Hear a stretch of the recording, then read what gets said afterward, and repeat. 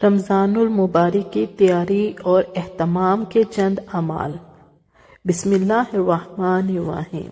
نحمدہ ونصلی ونسلم علی رسولہ الکریم۔ قال النبی صلی اللہ علیہ وآلہ وسلم اللہم بارک لنا فی شعبان وبلغنا الی رمضان۔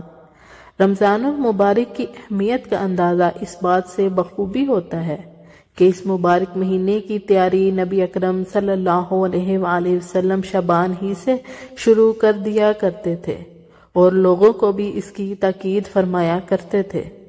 جس طرح تاجر اپنی تجارت کا سیزن آنے سے پہلے ہی تیاری شروع کر لیتے ہیں اور پھر وقت آتے ہی بھرپور منافع کماتا ہے اور اپنی برادری میں یہ بات چلاتا ہے کہ ان کو تیاری کی دعوت دیتا ہے، پوچھتا ہے بھائی وقت آ گیا کمانے کا، کیا آپ نے تیاری کر لی ہے؟ اور اگر کوئی تاجر سیزن آنے سے پہلے تیاری نہیں کر پاتا تو اس کو نقصان ہوتا ہے۔ اسی طرح مسلمانوں کو چاہیے کہ آپس میں اس کے تذکرے کریں کہ نیکیوں کا سیزن آ رہا ہے، رحمتیں سمیٹنے کا وقت آ رہا ہے، دل سے زنگ اتارنے کا مہینہ آ رہا ہے، اللہ اور اس کے رسول صلی اللہ علیہ وآلہ وسلم کی محبت دل میں پیدا کرنے کا وقت آ گیا ہے، جنت کی خریداری کا وقت آ رہا ہے۔ گھروں میں، دفاتر میں، بازاروں میں، اپنی تمام مجالس میں ان باتوں کا تذکرہ کریں کہ بھائی رمضان کا مہینہ آ گیا ہے، اپنی دنیاوی مصروفیات کو مختصر کریں اور اللہ کی رحمت سمیٹنے کی کوشش کریں، جنت کے راستے آسان کر دیں جائیں، جہنم کے دروازے بند کر دیے جائیں گے۔ صحابہ کرام رضی اللہ عنہ اپنی مجالس میں نماز کے تذکرے کرتے تھے، نماز کا پوچھتے تھے، گناہوں کو ترک کرنے کی ایک دوسرے کو دعوت دیا کرتے تھے۔ فضیلت رمضان۔ رمضان کے روزے فرض کرنے کا مقصد انسان کے اندر تقوی پیدا کرنا ہے۔ رمضان المبارک اسلامی کیلنڈروں کا 9واں مہینہ ہے۔ اس کے آغاز کے لیے ضروری ہے کہ چاند نظر آ جائے، اگر نظر نہ آئے تو شعبان کے 30 دن پورے ہونے پر رمضان شروع ہو جاتا ہے۔ حدیث میں ہے کہ مہینہ 30 دنوں کا ہوتا ہے، یہاں تک کہ چاند دیکھ لو، اگر مطلع ابر آلود ہو تو شعبان کے لیے 30 کی گنتی پوری کرو۔ رمضان المبارک میں بارگاہ الہی سے رحمتوں اور برکتوں کی بارش ہوتی ہے، اس کا ہر لحظہ انوار و تجلیات اور رحم و کرم کے لیے ہوتا ہے۔ اس ماہ مبارک میں اللہ تعالیٰ کے خزانے مومنوں کے لیے کھلے ہوتے ہیں، دامن سوال پھیلانے والے کی جھولی بھر دی جاتی ہے، سوالی اگر گوہر مراد سے اپنے دامن بھر بھر کر تھک تو سکتے ہیں، مگر دینے والے داتا کے خزانوں میں کوئی کمی نہیں آتی۔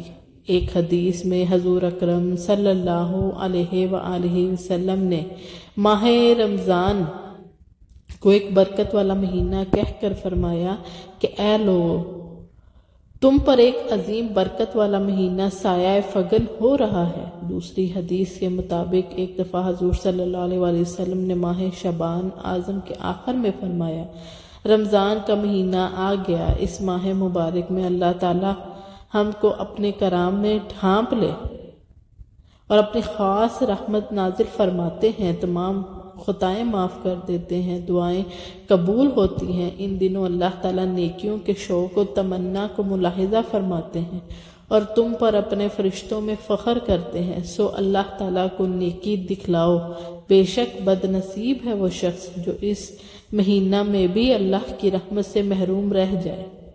حضرت سلمان فارسی رضی اللہ عنہ کی روایت کے مطابق شعبان کے خطبے میں نبی اکرم صلی اللہ علیہ وآلہ وسلم نے فرمایا رمضان کے مہینے میں ایک رات ایسی ہے جو 1000 مہینوں سے بڑھ کر ہے۔ اللہ تعالیٰ نے اس مہینے کے روزوں کو فرض کیا اور اس میں رات کے قیام کو ثواب کی چیز بتایا ہے۔ جو شخص اس مہینے میں کوئی نفلی عبادت کرے وہ ایسی ہے جیسے رمضان کے علاوہ دنوں میں فرض عبادت کی، اور جو اس مہینے میں فرض ادا کرے تو وہ ایسا ہے جیسے اس نے فرض ادا کیے ہوں، 70 فرض ادا کیے ہوں۔ یہ مہینہ صبر کا ہے اور صبر کا بدلہ جنت ہے۔ یہ مہینہ لوگوں کے ساتھ غم خواری کرنے کا ہے اور اس مہینے میں مومن کا رزق بڑھا دیا جاتا ہے۔ رمضان المبارک کی سب سے بڑی فضیلت اور برکت یہ ہے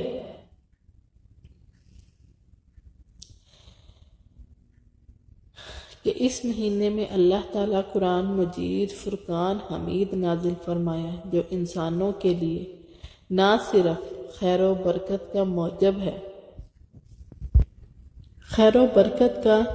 موجب ہے بلکہ ایک ضابطۂ حیات اور سرچشمہ رشد و ہدایت بھی ہے۔ نبی پاک صلی اللہ علیہ وسلم اس مبارک مہینے کے بہت سے فضائل سے اپنی امت کو آگاہ فرمایا ہے۔ حدیث میں ہے کہ جو کوئی ایمان کے پیش نظر ثواب کی نیت سے رمضان المبارک کے روزے رکھے گے اس کے سابقہ تمام گناہوں کو معاف کر دیا جائے گا۔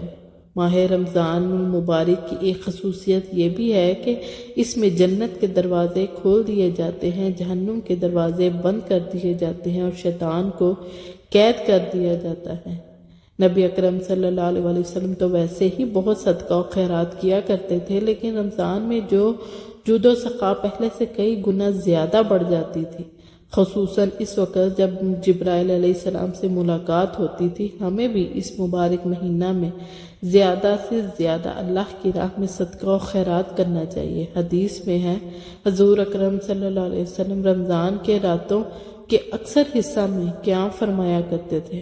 آپ صلی اللہ علیہ وسلم کا ارشاد ہے جس نے ایمان کے پیش نظر اللہ سے ثواب لینے کی خاطر رمضان میں قیام کیا اس کے سابقہ گناہوں معاف فرما ہو جاتے ہیں۔ چنانچہ رمضان المبارک کی راتوں کو نماز تراویح کے بعد اس طرح روزہ رکھا جا سکتا ہے کہ ان میں اللہ کا ذکر اور عبادت کی بجائے حج کرنا صاحب استطاعت مسلمانوں پر فرض ہے، جبکہ زندگی میں ایک مرتبہ عمرہ کرنا سنت موقدہ ہے۔ رمضان المبارک کے مہینہ میں اگر عمرہ کرنے کی سعادت حاصل ہو جائے تو سونے پہ سہاگا ہوتا ہے، کیونکہ حضور اکرم صلی اللہ علیہ وسلم کا ارشاد گرامی ہے کہ رمضان میں عمرہ کرنا میرے ہمراہ حج کرنے کے برابر ہے۔ خوش قسمت ہیں وہ جن کو رمضان المبارک کے مقدس مہینے میں عمرہ کی سعادت حاصل ہوتی ہے۔ پورے ایک سال میں رمضان المبارک کا مہینہ خیر و برکت کا مہینہ ہے۔ ہر بالغ مرد اور عورت کو موت کا وقت آنے تک ہر سال روزے رکھ کر اللہ کے حقوق اور بندوں کے حقوق کا خاص خیال رکھنا چاہیے۔ 720 گھنٹوں کا پروگرام بظاہر بھوک پیاس اور شہوت وغیرہ پر قابو پانے تک محدود نظر آتا ہے، لیکن اس کا دائرہ بہت وسیع ہے۔ ضرورت اس امر کی ہے کہ باقی 11 مہینوں میں بھی انسان بھلائی کرے، برائی سے بچے، اپنے خواہشات اور جذبات کو ان حدود میں رکھا جائے جو متعین کی گئی ہیں۔ رمضان کے پہلے عشرے کی دعا: یا حیو یا قیوم برحمتک استغیث، یا حیو یا قیوم برحمتک استغیث۔ پہلا عشرہ ہم پہ رحمت کا عشرہ ہے اور اس میں یہ دعا بھی آپ پڑھ سکتے ہیں: رب اغفر وارحم وانت خیر الراحمین، میرے رب درگزر فرما اور رحم کر اور تو سب رحیموں سے اچھا رحیم ہے۔ رب اغفر وارحم وانت خیر الراحمین، میرے رب درگزر فرما اور رحم کر اور تو سب رحیموں سے اچھا رحیم ہے۔ جزاک اللہ خیر۔ اگر آپ کو میری ویڈیو اچھی لگیں تو چینل کو لائک، شیئر اور سبسکرائب ضرور کیجیے اور زیادہ سے زیادہ شیئر کیا کیجیے۔ اچھی معلوماتی ویڈیو سب تک پہنچانا صدقہ جاریہ ہے۔ جزاک اللہ خیر۔ بے زبانوں کو جب وہ زبان دیتا ہے، پڑھنے کو پھر وہ قرآن دیتا ہے، بخشنے پہ آئے جب امت کے گناہوں کو، تحفے میں گناہ گاروں کو رمضان دیتا ہے۔